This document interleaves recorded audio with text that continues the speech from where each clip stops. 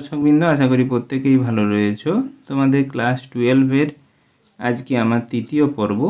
এই তৃতীয় পর্বে আমি পদার্থের কঠিন অবস্থার ল্যাটিস শক্তি এবং তারই সঙ্গে ল্যাটিস শক্তি কিভাবে নির্ভরশীল এবং ল্যাটিসের দ্বিমাত্রিক গঠনের কিছু ত্রুটি, এই ত্রুটিগুলো ফ্র্যাঙ্কলি ত্রুটি এবং স্কটকি ত্রুটি সম্পর্কে জানবো। আশা করি ভিডিওটি ভালো লাগবে। ভালো লেগে থাকলে অবশ্যই চ্যানেলটি সাবস্ক্রাইব করে পাশে থাকা বেল আইকনটি প্রেস করতে ভুলবে না। নতুন বন্ধুদের শেয়ার করে জানিয়ে দিতে ভুলবে না। সম্পূর্ণ জ্ঞান লাভের জন্য সম্পূর্ণ ভিডিওটি দেখবে। পূর্বের ভিডিওগুলো ডেসক্রিপশান বক্সের লিঙ্ক থেকে দেখে নিতে পারবে অথবা আই বাটন থেকে দেখে নেবে। তাহলে শুরু করা যাক আজকের মূল পর্ব। ল্যাটিস শক্তি বা জালক শক্তি কাকে বলে? ল্যাটিস শক্তি বা জালক শক্তি সাধারণত আয়নীয় কঠিন পদার্থের আমরা নির্ণয় করব বা আয়নীয় কঠিন পদার্থ তৈরির সময় যে পরিমাণ শক্তি নির্গত হয় সেই পরিমাণ শক্তিকেই বলা হয় ওই আয়নীয় কঠিন পদার্থের ল্যাটিস শক্তি। আয়নীয় কঠিন পদার্থের জন্য ক্যাটায়ন আর অ্যানায়নযুক্ত বিশেষ পরমাণুর প্রয়োজন হয়। সেই ক্যাটায়ন এবং অ্যানায়ন নির্দিষ্ট পরিমাণে যদি যুক্ত হয়ে 1 গ্রাম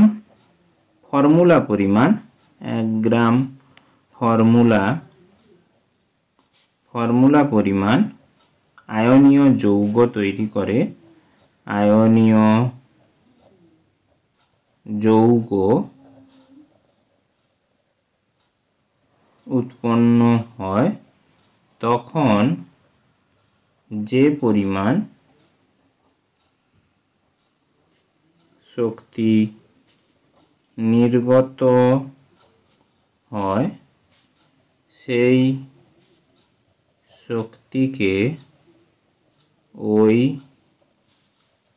যৌগের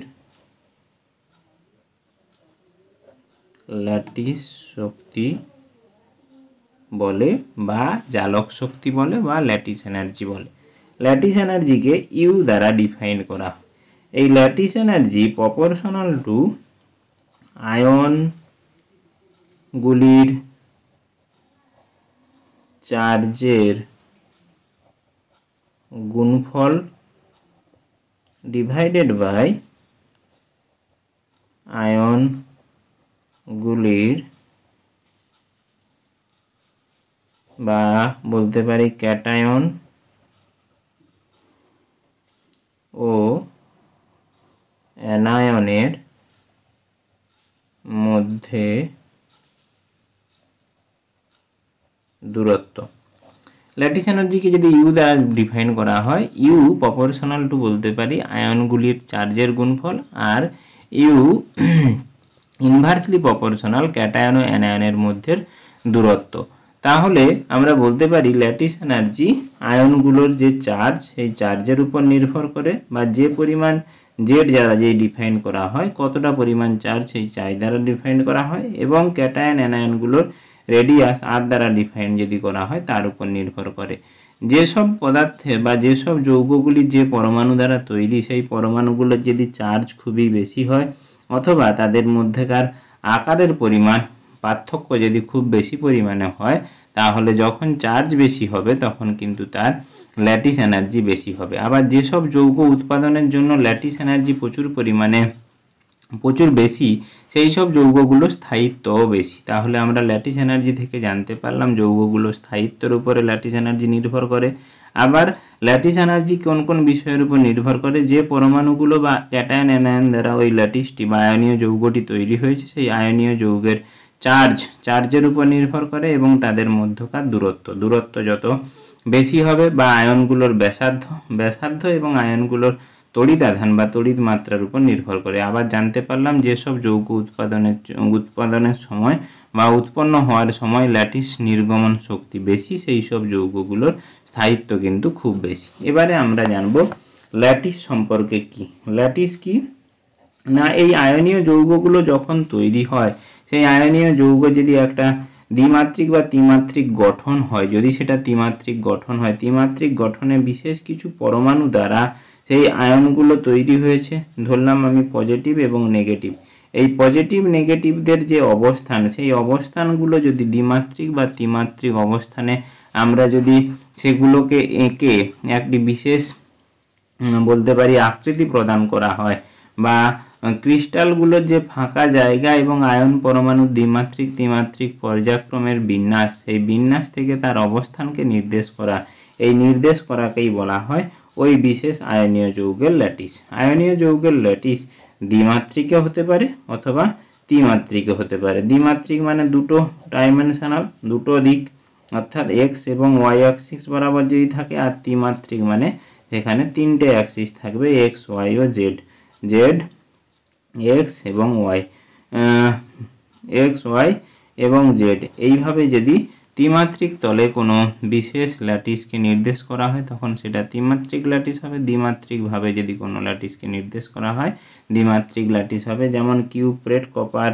তারপরে অক্সিজেন, তারপরে অক্সিজেন, তারপরে কপার, এখানে একটা কপার দুটো অক্সিজেন দ্বারা পরপর যুক্ত থাকে, এরকম যে যৌগ তৈরি হয় তাকে বলা হয় দ্বিমাত্রিক তলের ল্যাটিস। এবং যেখানে কপারের একটা কপার দুটো অক্সিজেন দ্বারা যুক্ত থাকে একে বলা হয় কিউব প্লেট বলে। তাহলে আমরা দ্বিমাত্রিক ল্যাটিস দেখলাম। আর ত্রিমাত্রিক ল্যাটিস আমরা কিন্তু সোডিয়াম ক্লোরাইড বা NaCl এর যে স্ট্রাকচার দেখেছি, সেই NaCl এর স্ট্রাকচার হচ্ছে একটি দ্বিমাত্রিক বা একটি ত্রিমাত্রিক একটি, তোমাদের ছবিতে তোমরা দেখতে পাচ্ছ NaCl এর ক্রিস্টালের গঠন। NaCl এর ক্রিস্টালে এটি একটি ল্যাটিস, এই ল্যাটিসকে বলা হয় কিউবিক ল্যাটিস, কারণ এটা একটি ঘনকের মতো দেখতে বা ঘনকের আকৃতির এই ল্যাটিস। এই ল্যাটিসের বিশেষ কিছু তোমাদের পরমাণুর সংখ্যা বের করানোর একটি পদ্ধতি রয়েছে, যেটা তোমাদের পরবর্তী সময়ে খুবই কাজে লাগবে। এই ল্যাটিসটিতে যে ছোট গোলের অক্ষর দ্বারা সোডিয়াম প্লাস আয়নকে প্রকাশ করা হয় এবং Cl মাইনাস আয়নকে প্রকাশ করা হয় বড় গোলগুলির দ্বারা। এবং এই ল্যাটিসটি দেখতে ঘনকের মতো, এই জন্য একে বলা হয় কিউব ল্যাটিস। যেখানে আমরা জানি প্রত্যেকেই যে 6টি Na প্লাস আয়নকে ঘিরে 6টি Cl মাইনাস আয়ন থাকে। এর পরপর দেখো, আমরা যদি মাঝের Cl Na প্লাস আয়নটিকে ধরি, তাহলে দেখো এখানে এর বাম পাশে, ডান পাশে, উপর, নিচে এবং এর এই সামনে এবং পিছনে মোট কিন্তু রয়েছে 6টা Cl মাইনাস আয়ন। এই প্রত্যেকটা পরমাণুতে বা প্রত্যেকটা এই কিউবের একটি প্রত্যেকটা সেটকে বলা হয় ইউনিট সেল।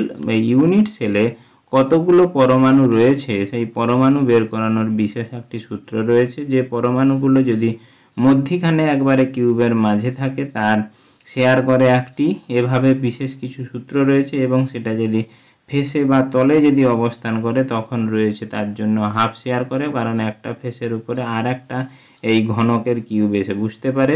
আবার যদি সেটা এই পার্শ্বে বরাবর যদি অবস্থান করে কোনো পার্শ্বে, তখন সেটা 1/4 হয়।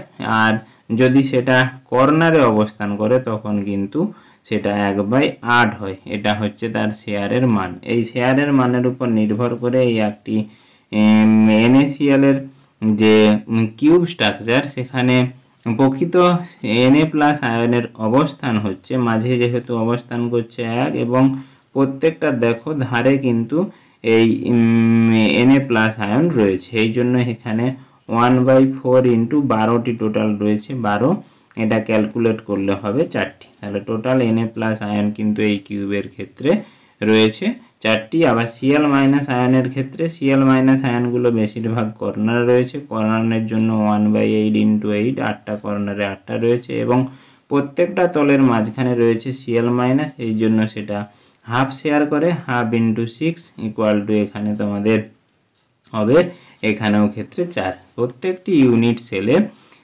তোমাদের Cl মাইনাস পরমাণুর সংখ্যা কিন্তু 4টি এবং Na প্লাস আয়নের পরমাণুর সংখ্যা কিন্তু 4টি। এটা আমরা বুঝতে পারলাম ল্যাটিসের দ্বিমাত্রিক ত্রিমাত্রিক গঠনের ক্ষেত্রে, যেটা তোমাদের এখনকার জন্য গুরুত্বপূর্ণ নয়, পরবর্তী সময়ের ক্ষেত্রে কিন্তু গুরুত্বপূর্ণ। এখন থেকে জেনে রাখলে সেটা তোমাদের সুবিধা হবে। এরপরে আমরা জানবো এই ল্যাটিস তৈরির সময় কিছু বিশেষ ত্রুটি রয়েছে, সেই ত্রুটিগুলোর সঙ্গে আমরা একটু সম্পর্কে জানবো, যেটি দুটি ত্রুটি রয়েছে, একটি স্কটকি ত্রুটি এবং ফ্র্যাঙ্কেল ত্রুটি, আমরা স্কটকি ত্রুটি সম্পর্কে প্রথমে জানাতে চেষ্টা করব। স্কটকি ত্রুটিতে কি বলেছে না, যেসব পরমাণুগুলো দ্বারা বা যেসব ক্যাটায়ন অ্যানায়ন দ্বারা যখন আয়নীয় যৌগটি তৈরি হচ্ছে, সেই ক্যাটায়ন এবং অ্যানায়নের যদি আকারের সামান্যতম পার্থক্য হয়, তখন দেখা যায় এই সুষম যে গঠন রয়েছে, একটি যদি আমরা গোল দ্বারা যদি অ্যানায়নকে প্রকাশ করা হয় এবং ক্রস চিহ্ন দ্বারা আমরা যদি N+ আয়নকে প্রকাশ করা হয়, দেখা যায় যে একটি অ্যানায়ন, তারপরে রয়েছে ক্যাটায়ন, আবার অ্যানায়ন, আবার ক্যাটায়ন, বা উপর থেকে নিচের দিকে দেখলেও অ্যানায়ন, তারপরে ক্যাটায়ন, তারপরে অ্যানায়ন, তারপরে ক্যাটায়ন। দেখা যায় যে একটি ল্যাটিসের মধ্যে যদি ওই অ্যানায়ন ক্যাটায়নের যে অনুপাত, অ্যানায়ন এবং ক্যাটায়নের যে অনুপাত, সেই অনুপাতটা যদি সর্বদা সমান থাকলেও দেখা যায় এই যে ল্যাটিসটি তৈরি হচ্ছে, সেই ল্যাটিসটির মধ্যে ওই অ্যানায়ন এবং ক্যাটায়নগুলোর যদি দুটোরই যে নির্দিষ্ট স্থানে থাকার কথা ছিল, সেখান থেকে যদি দুটোই সমানভাবে অনুপস্থিত থাকে বা দুটোই মূল ল্যাটিস থেকে তারা একেবারে স্থানান্তরিত হয়ে যায় বা মূল ল্যাটিসে তাদের খুঁজে পাওয়া যায় না, তখন তাদের অ্যানায়ন ক্যাটায়নের অনুপাত রেশিও ঠিক থাকলেও মোট পরিমাণ, সেই পরিমাণ কিন্তু অ্যানায়ন এবং ক্যাটায়নের ক্ষেত্রে সেটা ঠিক থাকবে না। সেই যে ল্যাটিস যুক্ত বা সেই রকম ল্যাটিসকে বলা হয় স্কটকি ডিফেক্ট যুক্ত ল্যাটিস, যেটা যেসব কোন ল্যাটিসের ক্ষেত্রে দেখা যায় না, যেসব আয়নীয় যৌগগুলোর যে অ্যানায়ন ক্যাটায়নগুলো যুক্ত হয়ে এই যৌগটি তৈরি করে, সেই অ্যানায়ন ক্যাটায়নের মধ্যে যদি আকারের সামান্যতম পার্থক্য হয়। এদের উদাহরণ কি কি না, এদের উদাহরণ হচ্ছে এই যে আমরা এখানে ছবিতে দেখতে পেলাম, NaCl হবে, আবার KCl হবে, পটাশিয়াম ক্লোরাইড হবে, KBr হবে, পটাশিয়াম ব্রোমেড হবে, সিজিয়াম ক্লোরাইড হবে, CaSAgBr। এই সমস্ত বিভিন্ন আয়নীয় যৌগগুলোর ক্ষেত্রে স্কটকি ডিফেক্ট বা স্কটকি ত্রুটি দেখতে পাওয়া যায়। স্কটকি ত্রুটিতে কি হবে না, যে অবস্থানে অ্যানায়ন ক্যাটায়নগুলোর অবস্থান থাকার কথা, সেই ল্যাটিস থেকে সমপরিমাণ অ্যানায়ন এবং ক্যাটায়ন উধাও হয়ে যাবে বা সমপরিমাণ অ্যানায়ন ক্যাটায়নকে সেখানে আর খুঁজে পাওয়া যাবে না, কিন্তু যে যৌগটি তৈরি হবে সেটা কিন্তু তড়িৎ নিরপেক্ষ এবং তাতে অ্যানায়ন ক্যাটায়নের যে রেশিও পূর্বে যেটা ছিল এখানেও কিন্তু সেটা সমান থাকবে। তাহলে স্কটকি ত্রুটিতে যেখানে আমরা এখানে দেখি ছবির মাধ্যমে দেখানোর চেষ্টা করেছি, যেখানে দেখো এই অবস্থানে থাকার কথা ছিল তোমাদের প্লাস আয়ন, এখানে কিন্তু প্লাস আয়ন বা ক্যাটায়ন নেই, সেখানে ফাঁকা।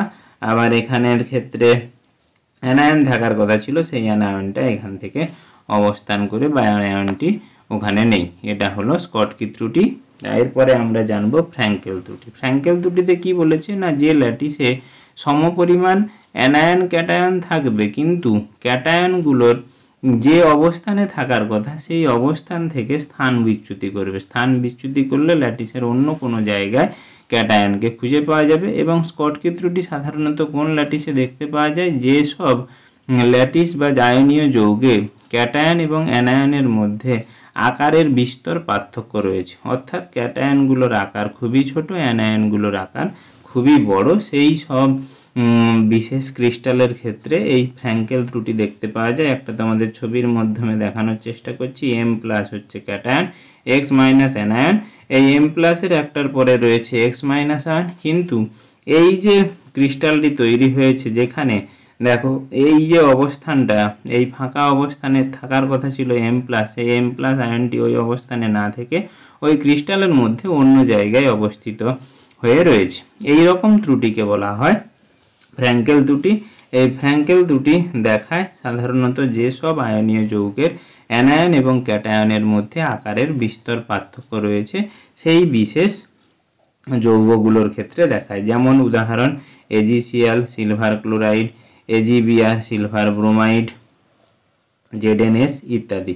এই বিভিন্ন যৌগগুলির ক্ষেত্রে আমরা স্কটকি এবং ফ্র্যাঙ্কেল ত্রুটি দেখতে পাওয়া যায়। আশা করি ভিডিওটি ভালো লেগেছে। ভালো লেগে থাকলে অবশ্যই চ্যানেলটি সাবস্ক্রাইব করে পাশে থাকা বেল আইকনটি প্রেস করতে ভুলবে না।